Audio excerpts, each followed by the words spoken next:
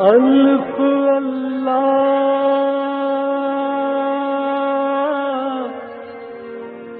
چمبے دی بوٹی میرے من وچ مرشد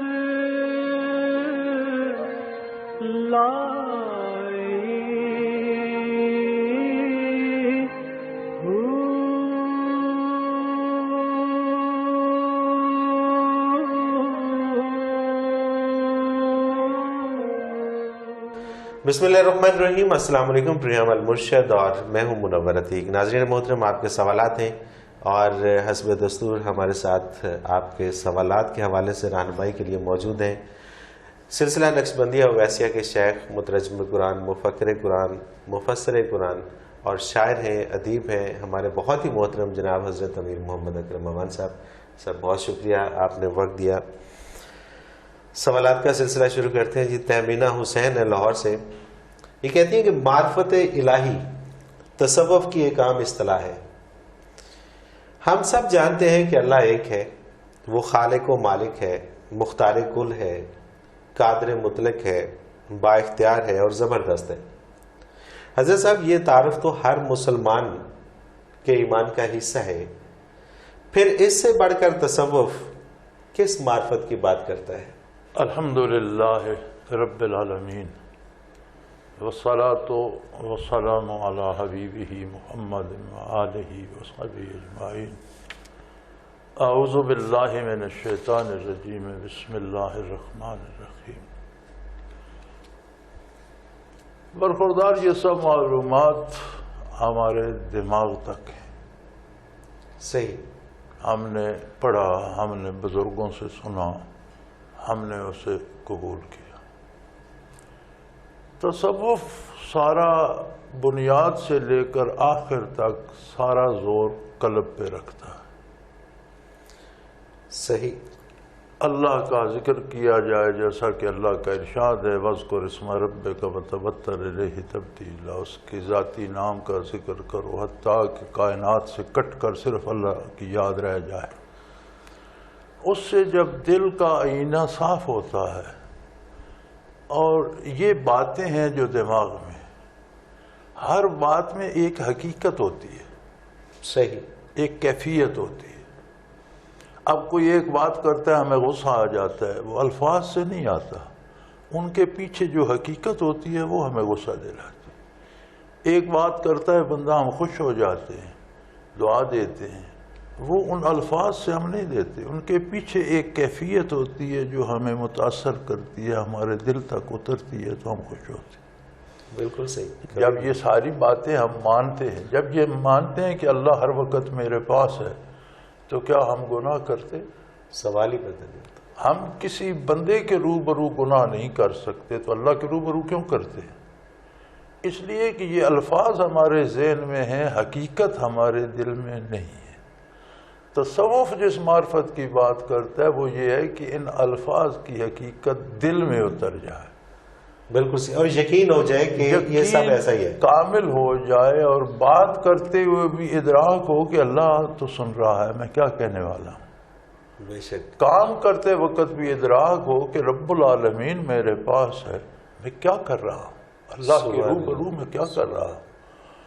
تو یہ پہچان اللہ کی جو ہے، اسے صوفی معرفت کہتے ہیں۔ صحیح صحیح۔ تصوف کی معرفت یہ ہے کہ یہ حقائق دل کی دماغ کی بجائے دل میں اتر جائیں اور وہ عملی زندگی کو متاثر کریں۔ بالکل صحیح، اور ظاہر ہے جب دل میں اتریں گے تو پھر کوئی غلط کام تو ہو ہی سکتا نہیں، ممکن نہیں ہے۔ مسز گوہر ہیں ڈی آئی خان سے، یہ کہتی ہیں کہ ایسا کیوں ہوتا ہے کہ ایک انسان کا سارا دن بہت اچھا گزرتا ہے، آسانی سے گزرتا ہے، لیکن ایک منفی لمحہ اس ساری اچھی کیفیت کو دھو کے رکھ دیتا ہے؟ کیا منفی لمحے کی پاور ان تمام مثبت لمحوں کی پاور سے زیادہ ہے؟ بات یہ نہیں ہے، بات یہ ہے کہ ہمارے مثبت لمحے جنہیں ہم سمجھتے ہیں وہ مثبت ہوتے ہیں۔ صحیح، ہم مثبت سمجھتے ہیں دنیاوی اعتبار سے، کوئی دنیا کی چیز مل گئی ہم خوش ہو گئے، کوئی دنیا کی بات ہوئی ہم خوش ہو گئے، اگر یہ ہماری خوشی یا ہمارے مثبت لمحے تعلق باللہ کی بنیاد سے ہوں تو پھر وہ منفی لمحہ ان کا بگاڑ کچھ نہیں سکتا. غلطی ہو جائے تو رجوع اللہ کرتا ہے بندہ، توبہ کرتا ہے اور اس کی سیاہی مٹ جاتی ہے. اگر یہ فرضی خوشیاں ہوں تو رنج تو حقیقی ہوتا ہے، رنج کبھی فرضی نہیں ہوتا. صحیح صحیح. آپ کو چوٹ لگے گی، کوئی دکھ پہنچے گا، کوئی خبر آئے گی ایسی تو رنج پہنچے گا، اس کے پیچھے ایک حقیقت ہوتی ہے. ہم نے خوشیاں مفروضے کر رکھے ہیں، ظاہر ہے اب حقیقت مفروضوں کو تو نکل جائے گی. بالکل صحیح.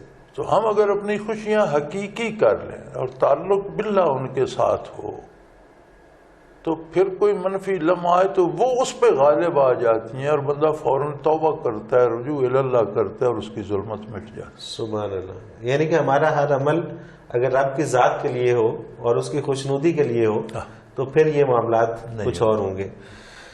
عامر حسین امان چک رام داس نو یہ کہتے ہیں جی حدیث پاک ہے کہ مومن کی فراست سے ڈرو، وہ اللہ کے نور سے دیکھتا ہے. یہاں اللہ کے نور سے دیکھتا ہے اسے کیا مراد ہے؟ اور یہ کہ مومن کی فراست سے تو رہنمائی ملتی ہے، پھر اس سے ڈرو کا اصل مطلب کیا ہے؟ نبی صلی اللہ تعالی علیہ وآلہ وسلم دولت قدر پہ تشریف لائے تو آپ نے پوچھا گھر میں کچھ کھانے کو ہے؟ عرض کی گیا یا رسول اللہ ایک کلیجی کا ٹکڑا رکھا ہے. فرمایا لاؤ. وہ جب لایا گیا تو وہ ایک پتھر بن چکا تھا. صحیح. آپ صلی اللہ علیہ وسلم نے پوچھا، حضرت عائشہ رضی اللہ تعالی عنہا نے حیران ہو کر کہا یا رسول اللہ یہ تو کلیجی کا ٹکڑا تھا، یہ پتھر بن گیا.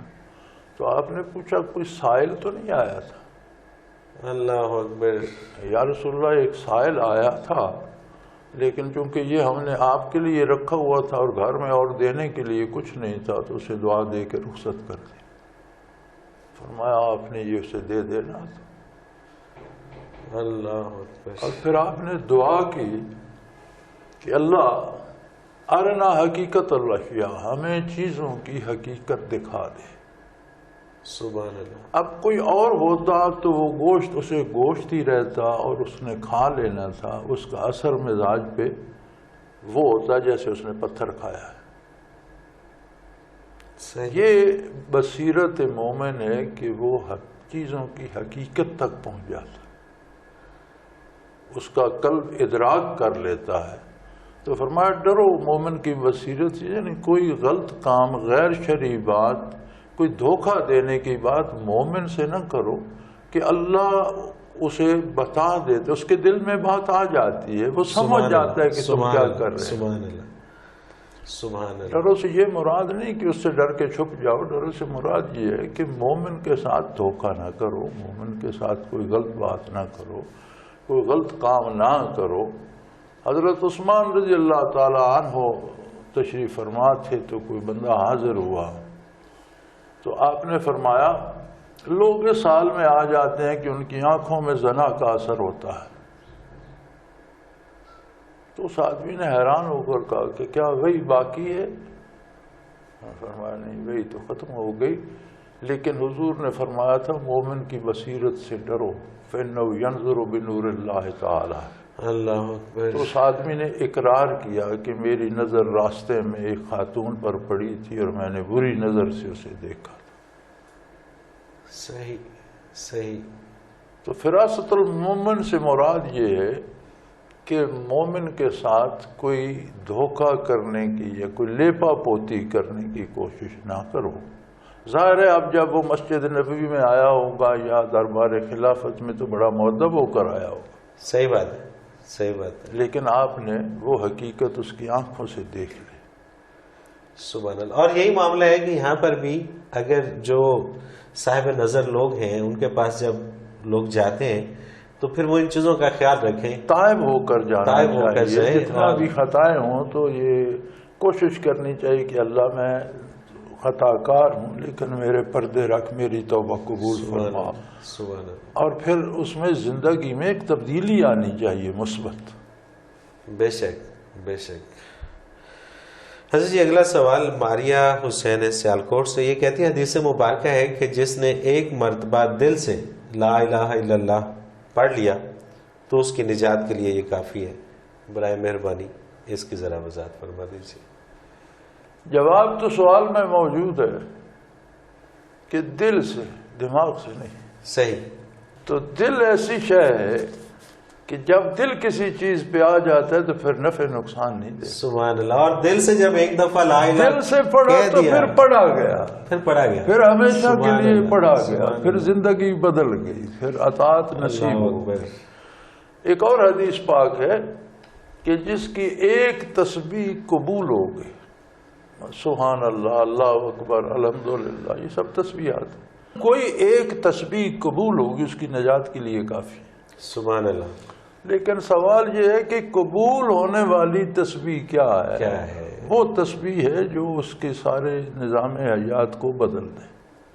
بے شک بے شک. دل سے جب پڑھا گیا تو پھر تو باقی بات ہی کو نہیں رہ بات جاتی. ہی بدل گئی. تو سوال میں جواب موجود ہے. اور دل سے ایک دفعہ پڑھ لینا اور زندگی کے لیے اور زبان سے جب مرضی جتنا مرضی پڑھتے رہے وہ اس کا کوئی وہ مقابلہ نہیں ہے. میمونہ خالق ہے جی، ہماری ایک رشتہ دار خاتون ہے، بہت اچھے کپڑے پہنتی ہیں لیکن جب گھر میں ہوتی ہیں تو پرانے بے رنگ پیوند لگے کپڑے پہن لیتی ہیں اور کہتی ہیں کہ یہ سنت ہے اور نبی اکرم صلی اللہ علیہ وسلم کو مسکین کی طرح رہنا پسند ہے. البتہ گھر سے باہر بہت اعلیٰ لباس پہن کر جاتی ہے. اس کا یہ رویہ کس حد تک درست ہے؟ عمومی رویہ ہے جی، اس میں کوئی شرعی پابندی تو ہے نہیں اور یہ سنت وغیرہ نہیں ہے. نبی کریم صلی اللہ علیہ وسلم کے پاس تو اتنے جوڑے ہوتے نہیں تھے کہ گھر میں اور پہنے اور باہر اور پہنے، بلکہ آپ کا صلی اللہ علیہ وسلم کا تو عالم یہ تھا کہ ایک دفعہ کوئی صحابی حاضر ہوئے تو آپ نے صرف تہبند باندھا ہوا تھا، دولت قدے پہ تشریف فرما تھے، تو اس میں رسول اللہ قمیض فرمایا قمیض دھونے کے لیے دی. صحیح. تو وہی لباس دھو کر دوبارہ پہن لیتے تھے. آپ صلی اللہ علیہ وسلم کے پاس تو زیادہ لباس نہیں تھے اور نہ یہ سنت ہے. لوگوں کا اپنا ایک وتیرہ ہے کہ باہر نکلیں تو اچھے کپڑے میں، گھر میں پھر انہیں اتار دیتے ہیں کہ کپڑے خراب نہ ہوں. بالکل صحیح. تو یہ ایک رویہ ہے، اسے سنت مطلب اس سے کوئی فرق نہیں پڑتا، اس سے نہ کریں. یہ ایک رواج ہے. آپ بھی باہر آتے ہیں تو اچھے کپڑے پہنتے ہیں، گھر چلے جائیں تو شاید ہم وہ عام سے کپڑے پہن لیتے ہیں، رات کو پاجامہ بشرٹ پہن لیتے ہیں. تو ایک زندگی کے طریقے ہیں، رسومات ہیں، رواجات ہیں. بالکل صحیح. باہر اچھے کپڑے پہننا اچھی بات ہے لیکن گھر میں بھی صاف ستھرا رہنا اور ٹھیک لباس جو توفیق ہو. آپ صلی اللہ علیہ وسلم نے فرمایا کہ اچھا لباس بھی اظہار تشکر کا ایک ذریعہ ہے. سبحان اللہ. اور آدمی کو اپنی حیثیت کے مطابق اچھا لباس پہننا چاہیے. صحیح. دکھاوے کے لیے اپنی حیثیت سے بڑھ کر قرض لے کر نہ بنائے لیکن اپنی حیثیت سے کم تر لباس بھی نہ پہنے. یہ بھی اللہ کا شکر ادا کرنے کا ایک طریقہ ہے کہ اس نے مجھے اتنی حیثیت دی ہے. سبحان اللہ. تو یہ ہمارے رویے ہیں، ان کا سنت سے تعلق. اچھا، اسی سے مجھے یاد آ رہا ہے کہ میرے ایک استاد محترم صحافت کی دنیا سے تعلق رکھتے ہیں، بہت کم لوگ ایسے ہیں. ان کے پاس 2 سوٹ ہوا کرتے تھے اور جب وہ تیسرا بنواتے تھے تو 2 میں سے ایک کسی غریب کو دے دیتے تھے. تو ان کا یہ عمل بہت اچھا رویہ ہے، بہت بہتر. غریبوں کو اپنے ساتھ شامل رکھنا بہت اچھی بات ہے. صحیح. اللہ کا احسان ہے. میں اگلے دن ایک بزرگ کے حالات پڑھ رہا تھا کہ لوگ ان کے لیے تحفے لاتے تھے اور خاص کر اچھے لباس لاتے تھے. تو جو لباس ایک دن پہنتے تھے دوسرے دن وہ کسی غریب کو دے دیتے تھے. سال میں تقریباً 365 جوڑے ان کو ہدیتاً مل جاتے تھے. تو ایک جوڑا ایک دن پہن کر خیرات کر دیتے. کیا بات ہے، کیا بات. تو یہ تو بہتر رویے ہیں نا جی، اچھے رویے ہیں. حضرت جی ایک مختصر سا کمرشل بریک، اس کا ٹائم ہو گیا. ناظرین محترم، اگر آپ بھی اپنا کوئی سوال ہمیں بھیجنا چاہیں تو ہمارا نمبر بار بار اسکرین پہ ابھرتا ہے، اس کو آپ نوٹ فرما لیجئے. ہمارا ای میل ایڈریس بھی ابھرتا ہے، اس کو بھی آپ نوٹ فرما لیجئے. نمبر آپ نوٹ کر لیجئے 033349555021، اس پہ آپ ہمیں SMS کر دیجئے. اور اسی طرح سے ہمارا ای میل ایڈریس ہے almurshid313@hotmail.com، اس پہ آپ ہمیں میل کر کے اپنے سوالات ہمیں بھیج سکتے ہیں اور وہ سوالات ہم اس پروگرام میں شامل کریں گے اور رہنمائی لیں گے حضرت صاحب سے. اس وقت ہوا چاہتا ہے ایک مختصر کمرشل بریک کا، اس کے بعد حاضر ہوتے ہیں، ہمارے ساتھ رہیے.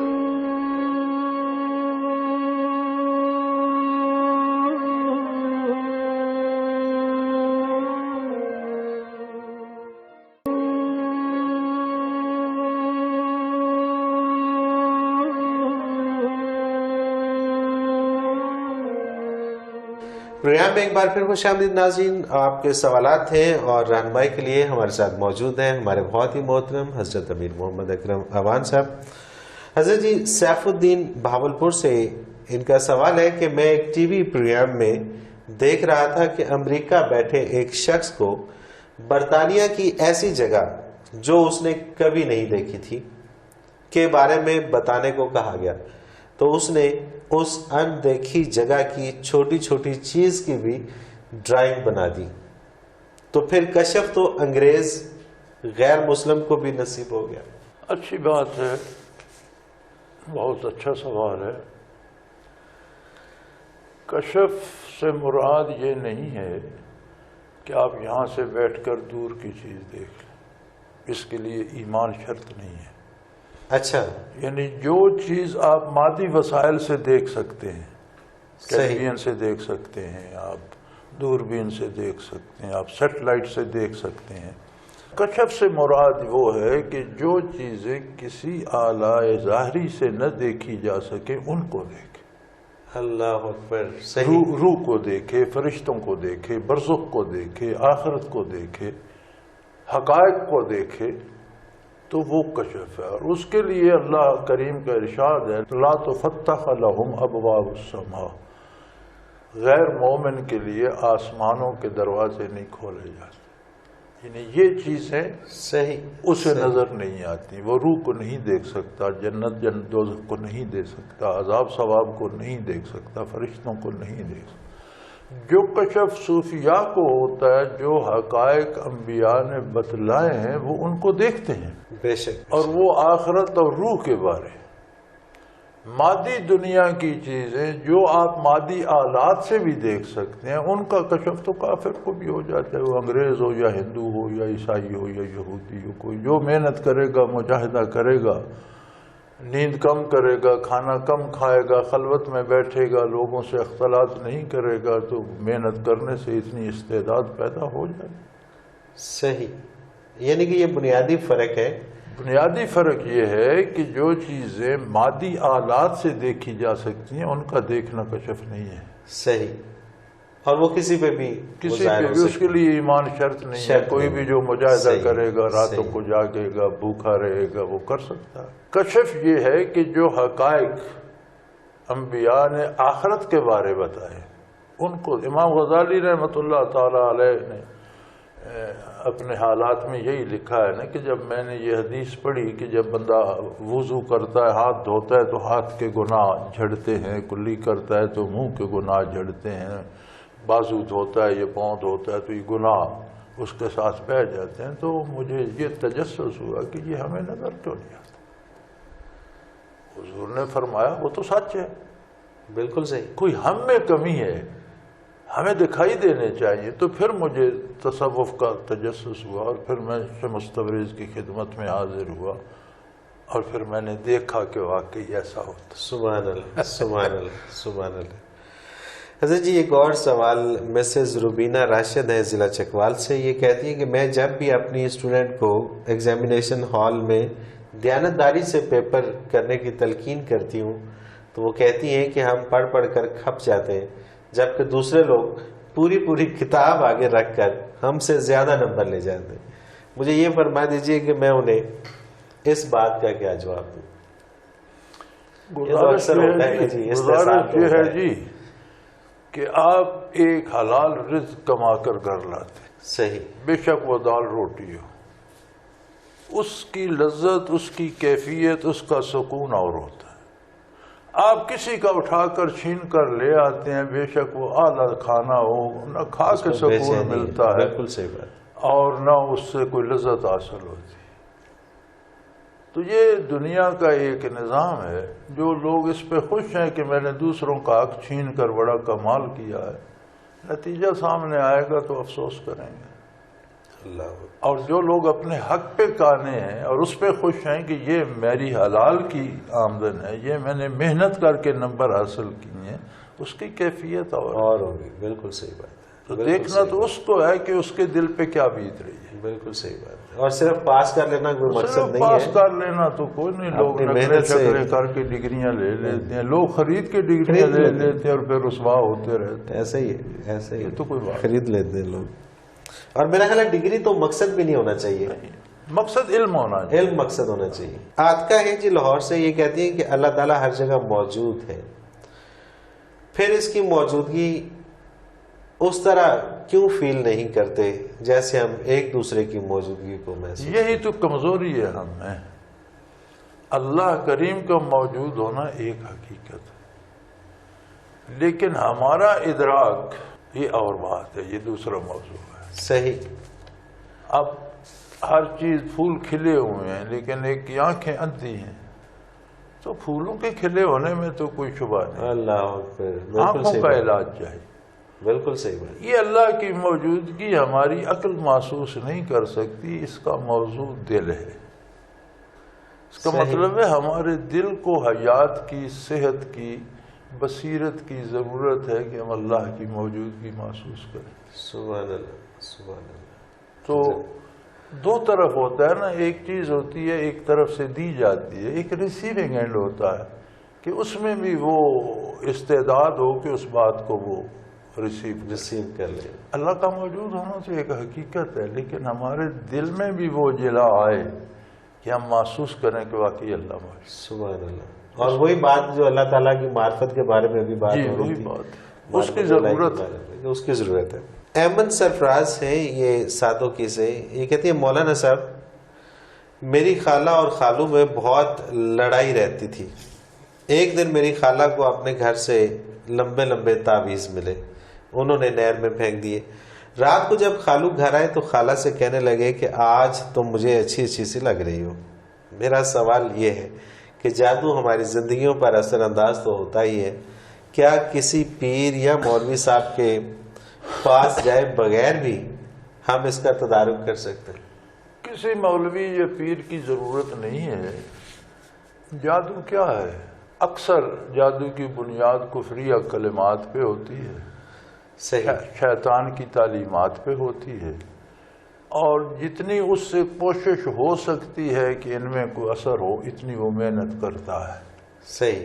کسی نے تعویذ لکھ کے دیے، اس نے کفر کیا، اب اگلے کو جسے دیے، بیشتر تو یہ فراڈ ہوتا ہے. واقعی جادو ہو تو شیطان کوشش کرتا ہے کہ ان میں کوئی لڑائی جھگڑا یا کوئی یہ ہو، لیکن ایک بات سوچنے کی ہے، وہ شیطان کی بات سنتے کیوں ہیں؟ ہاں، اس لیے کہ دل اللہ کی بات تو سن نہیں رہے، ایک تو سن. بالکل صحیح. تو آپ اگر اللہ اللہ کریں، اپنے دل کو روشن کریں، آپ کے اپنے دل میں اللہ موجود ہے، تو جادو کی کیا حیثیت ہے بھائی؟ صحیح. شیطان کو میرے پاس آتے ہیں لوگ انہی باتوں تعویذ، میں کہتا ہوں یار تعویذ بھی دے دیتا ہوں، لیکن خود اللہ اللہ کرو، اپنے گھر میں چراغ جلاؤ کہ چور نہ آئے. سبحان اللہ، سبحان اللہ. اپنے گھر میں اپنا دیا روشن کرو کہ چور نہ آئے. صحیح. تو جادو کی حقیقت صرف یہ ہے کہ شیطان کچھ لوگوں کو الفاظ القا کرتا ہے، ان الشیاطین لیوحون الی اولیائہم، بے شک شیاطین جو ہیں اپنے دوستوں سے باتیں کرتے ہیں، ان کے دل میں القا کرتے ہیں. وہ کچھ الفاظ کچھ چیزیں القا کرتا ہے، وہ سارے کفریہ کلمات ہوتے ہیں، وہ لکھنے والا خود بھی جہنمی بنتا ہے، اگلوں کی بھی ایذا کا سبب بنتا ہے. اب آگے دیکھیں نا، جسم کا ایک نظام ہے، جراثیم بیماریاں ہر جگہ ہیں، لیکن جسم میں ایک قوت ہے دفاعی. جب دفاع کی قوت کمزور ہوتی ہے تو بیماریاں آ جاتی ہیں. بالکل صحیح بات. جب تک وہ مضبوط رہتی ہے بندہ صحت مند رہتا ہے. صحیح. تو یہ جادو کے لیے بھی ایک قوت دفاع چاہیے. اللہ اللہ کریں، دل کو روشن کریں، اپنا سینہ منور کریں تاکہ وہ اثر نہ کرے. سبحان اللہ. باقاعدگی سے نماز پڑھیں، بابوزو رہنے کی کوشش کریں، حلال کھائیں، سچ بولیں، عملی زندگی میں پریکٹسنگ مسلمان بن جائیں، عملاً مسلمان بن جائیں، تو وہ کیا کر سکتا ہے آپ کا. سبحان اللہ. لیکن وہ تو ساری بات پھر وہیں پہ آتی ہے نا کہ جب دماغ سے چیزیں دل میں آئیں گی تو پھر یہ عمل شروع ہوگا. احمد حسن حافظ آباد سے یہ کہتے ہیں جنت میں نبی اکرم صلی اللہ علیہ وسلم تو مقام محمود پر تشریف فرما ہوں گے، تو کیا عام مسلمان وہاں جا کر آپ صلی اللہ علیہ وسلم کی زیارت سے شرف یاب ہو سکتا ہے؟ اللہ کریم مسلمانوں کو جنت میں لے جائے. اصل بات تو یہ ہے. یہ سوال ایک صحابی نے خدمت عالی میں پیش کیا تھا مسجد نبوی میں. آپ صلی اللہ علیہ وسلم نے جنت کی تعریف فرمائی تو اس نے عرض کی حضرت ہم جنت کو کیا کریں گے؟ آپ نے فرمایا کیوں؟ اللہ جنت کی تعریف قرآن میں فرماتا ہے، میں وہی بات کر رہا ہوں. کہ یا رسول اللہ آپ تو جلوہ افروز ہوں گے مقام محمود پر، صحیح. تو ہم کہیں نیچے کسی اپنے کونے خدرے میں جہاں ہمیں جگہ ملے گی وہاں. ہم تو ہماری جنت تو یہ ہے کہ گھر سے آتے ہیں آپ جلوہ افروز ہوتے ہیں، مجلس میں بیٹھ جاتے. سبحان اللہ. سبحان اللہ. اس جنت کا ہمیں کیا فائدہ جہاں آپ کہیں بلندی پہ ہوں گے، ہم کہیں، تو پھر کیا جنت کا مزہ کیا رہا؟ تو اس کا جواب حضور نے نہیں، اللہ نے دیا تھا اللہ کہ جو لوگ اللہ اللہ کے رسول کی اطاعت کرتے ہیں اولئک مع الذین انعم اللہ علیہم من النبیین والصدیقین والشہداء والصالحین. اللہ اللہ کے رسول کی اطاعت کرنے والے لوگ انبیاء، صادقین، صدیقین، شہداء، صالحین کی مجلس میں بھی حاضر ہوں گے. یعنی جس طرح یہاں آ جاتے ہو وہاں بھی اجازت ہوگی کہ میری بارگاہ میں حاضر ہو جاؤ، صدیقین کے ساتھ بیٹھو، اہل اللہ کے ساتھ بیٹھو، شہداء کے ساتھ گپ شپ کرو. مقام گھر اپنا، یہاں کوئی تم کاشان نبوی پہ رہتے ہو، اپنے گھر میں رہتے ہیں، وہاں بھی مکان اپنا ہوگا. لیکن جو اللہ اللہ کے رسول کا اطاعت گزار بندے ہیں وہ انبیاء، صلحاء، صدیقین، شہداء، ان کی خدمت میں حاضر ہوا کریں گے. سبحان اللہ. سبحان اللہ. ملیکہ خان نے جی مری سے یہ کہتی ہیں کہ عزت نفس یعنی کہ سیلف ریسپیکٹ اور انا، ایگو، اس میں کیا فرق ہے؟ یعنی ہمیں کیسے پتہ چلے گا کہ ہمارا یہ عمل جو ہے یہ سیلف ریسپیکٹ کی وجہ سے ہے یا انا کی وجہ سے؟ فرق تو بڑا ان میں لطیف سا ہے، ہلکا سا پردہ ہے. صحیح. ایک کام آپ اس لیے کرتے ہیں کہ اللہ نے مجھے جو حق دیا ہے اس میں میرا حق مجروح ہو رہا ہے. صحیح. اس بندے نے جو الفاظ مجھے کہے ہیں اس نے میرا حق مجروح کیا ہے، اس نے مجھے یہ نہیں کہنے چاہیے. تو وہ تو عزت نفس ہے. صحیح. ایک بات کوئی کہتا ہے تو آپ کہتے ہیں مجھ سے، بالکل صحیح، مجھے یہ بات کہہ رہے ہو. اس میں یہ نہیں دیکھا جاتا کہ میں وہاں وہ نہیں آتا کہ اللہ نے جو حق دیا تھا وہ وہاں میں بڑا عظیم انسان ہوں، تم نے مجھے یہ کہہ دیا. صحیح. وہاں انانیت آ جائے. بالکل صحیح. بالکل تو صحیح. تھوڑا سا فرق ہے، مطلب ایک پردہ ہے، فیلنگ کا تھوڑا سا فرق ہے کہ ایک چیز آپ فیل کرتے ہیں کہ یار اللہ نے مجھے یہ حق دیا تھا، اس شخص نے مجروح کر دیا. صحیح. صحیح. وہ اور بات. بالکل صحیح. ایک آ جاتی ہے کہ مجھے تم یہ کہہ رہے ہو. بالکل صحیح. اور جہاں میں آ گئی تو وہاں پہ انا آ گئی. حضرت جی سوالات تو بہت ہیں ابھی بھی ہمارے پاس، لیکن کیا کریں کہ پروگرام کا وقت اپنے اختتام کو پہنچ رہے ہیں. ناظرین آپ بھی اس پروگرام میں شامل ہو سکتے ہیں، آپ ہمیں SMS کر سکتے ہیں. ایک نمبر ہمارا اسکرین پہ بار بار اوپرتا ہے، آپ اسے نوٹ فرما لیجیے، 0333495021. اس پہ آپ ہمیں SMS کر کے اپنا سوال ہمیں بھیج سکتے ہیں. اور اسی طرح سے ہمارا ای میل ایڈریس نوٹ کر لیجیے almurshid313@hotmail.com. اور آخر میں حضرت جی کی ایک کتاب نقوش سے اقتباس ہے. آپ فرماتے ہیں کہ جب تک عظمت پیغمبر صلی اللہ علیہ وسلم کی سمجھ نہ آئے، معرفت نبوی صلی اللہ علیہ وآلہ وسلم نصیب نہ ہو، تو نہ ہی کلام اللہ کی سمجھ آتی ہے اور نہ ہی خود ذات باری کی عظمت کا اندازہ ہوتا ہے. نہ اپنی سمجھ آتی ہے نہ اپنے کردار کی سمجھ آتی ہے اور نہ زندگی کے بعد کے واقعات کی سمجھ آتی ہے۔ آدمی قصے کہانیوں کی طرح سن لیتا ہے، لیکن وہ اس کے قلب پر، اس کے دل پر، اس کے باطن پر، اس کے ضمیر پر ایسا اثر نہیں چھوڑتی کہ اس کی اصلاح ہو سکے۔ اس ساری اصلاح کے لیے معرفت نبوی صلی اللہ علیہ وسلم کی ضرورت ہے۔ اس کے ساتھ ہی منور عتیق کو اجازت دیجیے۔ اللہ حافظ۔ لا